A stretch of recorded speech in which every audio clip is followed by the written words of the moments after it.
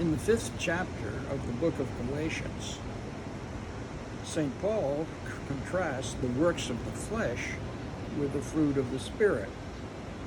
Flesh is not a physical problem, but a spiritual one, as is shown by the list he mentions.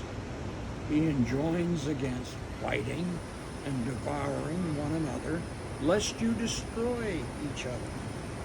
He then lists a number of works of the flesh: sexual immorality, impurity, debauchery, idolatry and witchcraft, hatred, discord, jealousy, fits of rage, selfish ambition, dissensions, factions, envy, drunkenness, orgies, and the like. The list is not meant to be comprehensive, but is suggestive to anyone of us who reads a newspaper, watches television, views a political debate, or regularly goes to church. St. Paul goes on in this chapter to contrast the works of the flesh with the fruit of the Holy Spirit. The most important fruit is the spirit of love. Love is primary because the most important fruit of the Spirit is the source of all other ethical dimensions of the human and divine character. The Bible tells us to love the Lord our God with all our heart, our soul, our strength, our mind. Who does that? I must confess that at times, when God doesn't do what I want God to do in a timely fashion, that I get irritated, to put it mildly.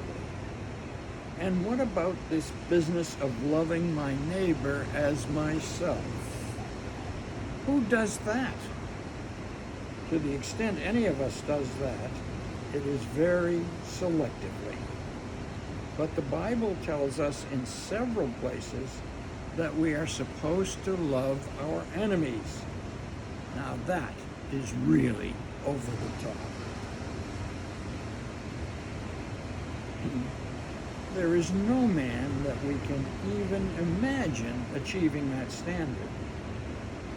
The man who on the cross said, "Father, forgive them, for they know not what they do." Nevertheless, this is the standard, a standard that none of us can achieve.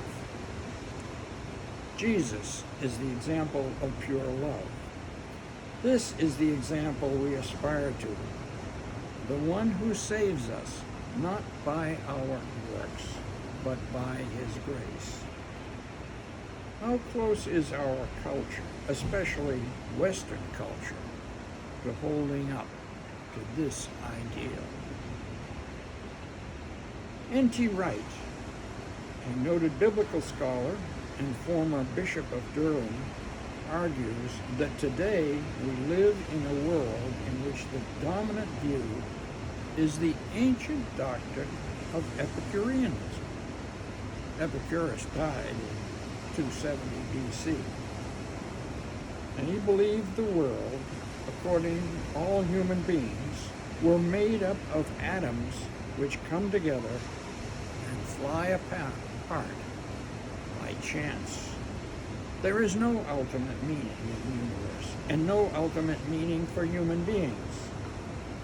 This means that the only thing that makes sense for human beings to seek is to maximize pleasure and minimize pain.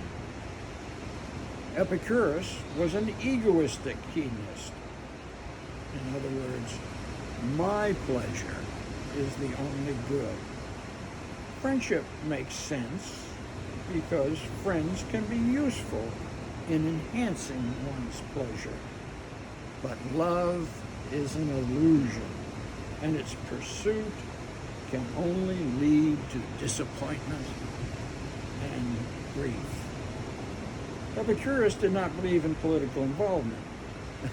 That could only bring disappointment. But the utilitarian philosopher Jeremy Bentham, 1748-1832, adopted much of the views of Epicurus and added the theory of utilitarianism. Utilitarianism is the view that the ideal social view is the doctrine that the greatest good for the greatest number should be the goal of the ideal society. If the good is pleasure, then of course we are talking about the greatest pleasure for the greatest number. Why should an egoist care about the greatest pleasure of anyone else?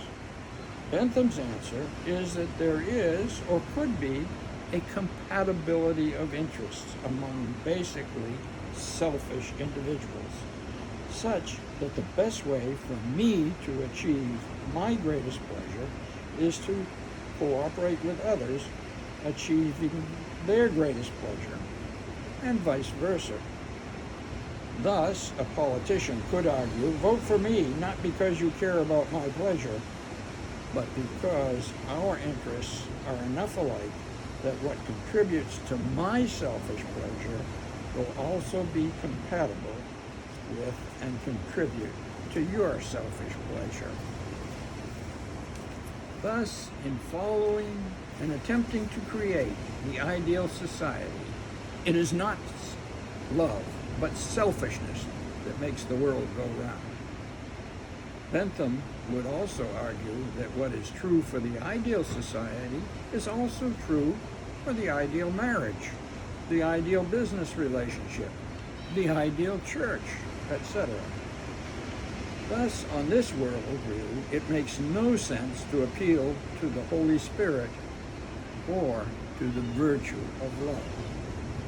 Such appeals are not only useless, they are impossible, irrational, and likely to be downright destructive.